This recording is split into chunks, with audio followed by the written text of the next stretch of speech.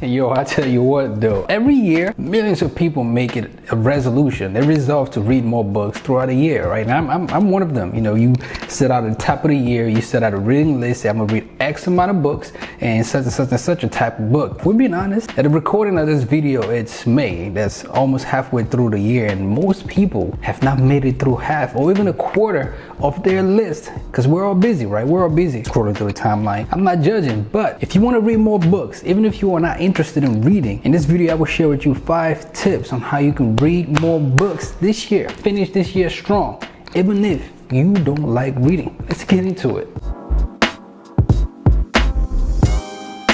So at the end of last year in 2020, while we were in the midst of a panoramic, as some people call it, or pandemic, I did a video. You can watch it right here. I'm probably gonna put a link somewhere on how many books and what books specifically I read in 2020 and how they impacted me. And I only read 12 books considering I was writing a novel of my own, and I generally tend to stay away from reading or listening to music whenever I'm creating my own music or writing my own poetry, short stories, or books, just because I don't want to be influenced by what I'm reading. I wanted to come from me. But this year, 2021, I took a deep dive, well, not so deep dive, back into reading, and I found I'm only reading 2 to 3 books a month, and that's not a lot. Because I want to get, there's a lot of good books getting pumped out and I want to get through more, and I'm just like you, struggling to get more books done this year. And so I'm kind of like getting back to the swing of things. So here are 5 tips that I know worked for me in the past and it's working for me now and will work for you and will work for me in the future on how to read more books even if you don't like reading. Tip number 1, stop reading what you think you are supposed to read. Just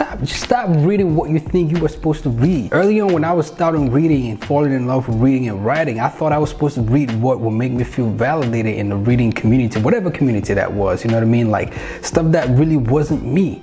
C.S. Lewis, Chronicles of Narnia, J.K. Rowling's Harry Potter, Susan Collins, The Hunger Games, and the list goes on and on and on. Just books that I felt like, wow, the majority of people are reading these books and it'd be cool to read these books so I can talk about it with people and things like that, but just wasn't me. I felt bored reading those books. Seriously, like personally, I just felt bored reading them and I would doze off, fall asleep, and found myself not finishing them. It just wasn't me, personally speaking. While these are incredible books, without a doubt, classics, they have their stamp in society. They have their stamp in, they have made their mark. There is without a doubt, these books are classics. Like I said, it just wasn't me. And I know that somebody watching this video right now is like, oh, how dare you? What blasphemy.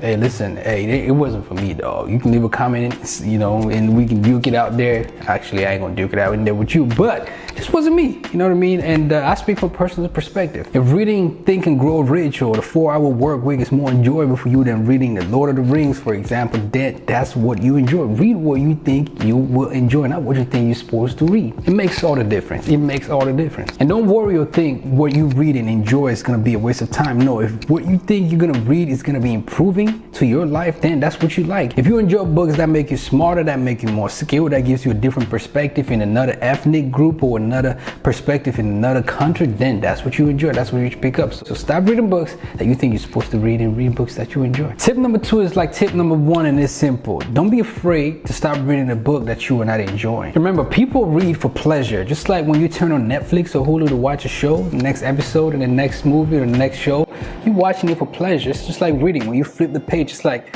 turning the page into the next chapter and you're reading for pleasure, right? If you pick up a book and you're not feeling it, put it down. That's okay. Never feel inadequate like what you're reading you were supposed to like. No, reading is personal and yours is the opinion. That's all that matters. And no, we all feel compelled, like when we start something like reading, if we don't finish, then we feel like a quitter. That's not the case. If the show sucks, I'm gonna find a new show. If the movie is trash, I'm probably gonna stop it halfway. Same with reading. If you're not into it, if it doesn't grab you a third of the way through, then that's okay. Just put it down and find a new one. It's that simple. Because here's the thing, reading one good book will make you, I almost guarantee it will lead you to find a new book to read, a new good book to read. But reading 3 bad books will make you not want to read again. But reading 1 good book will lead you to want to read again. But reading 3, 4, 5 bad books or not so good books will make you not want to read again. Listen, tip number 3, put reading on your schedule. Sounds strange, right? It's not. A lot of people don't make time to read. You gotta treat it like it's a date. Books are incredible. They take the mind to a whole different imagination, especially when reading right.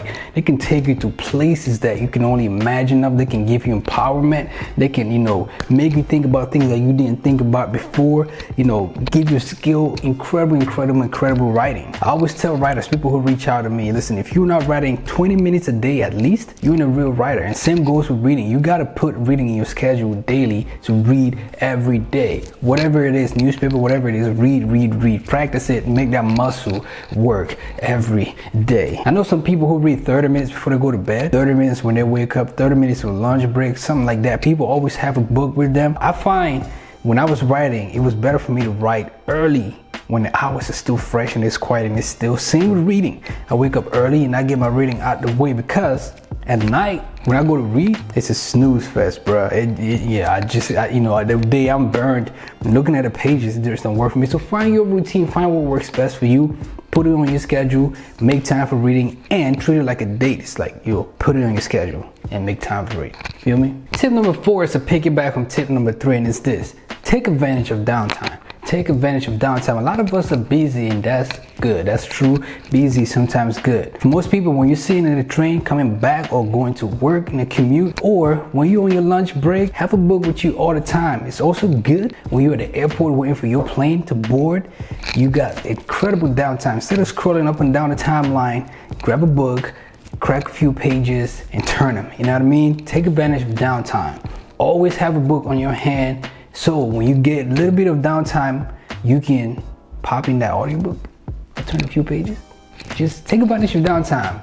That's simple. The more you do it, you will find that the story just gets good and you just can't wait for the next moment you get to keep reading, and it's beautiful. All right, you ready for tip number 5? It's a good one. It's the last one, but certainly not the least. Read books you can discuss. Read books that you enjoy to discuss or can discuss with other people. Reading is fantastic, reading is great, but it's not a shared activity, at least if you don't make it one. It can get caught up in your head, you can get caught up in your emotions. It's just you.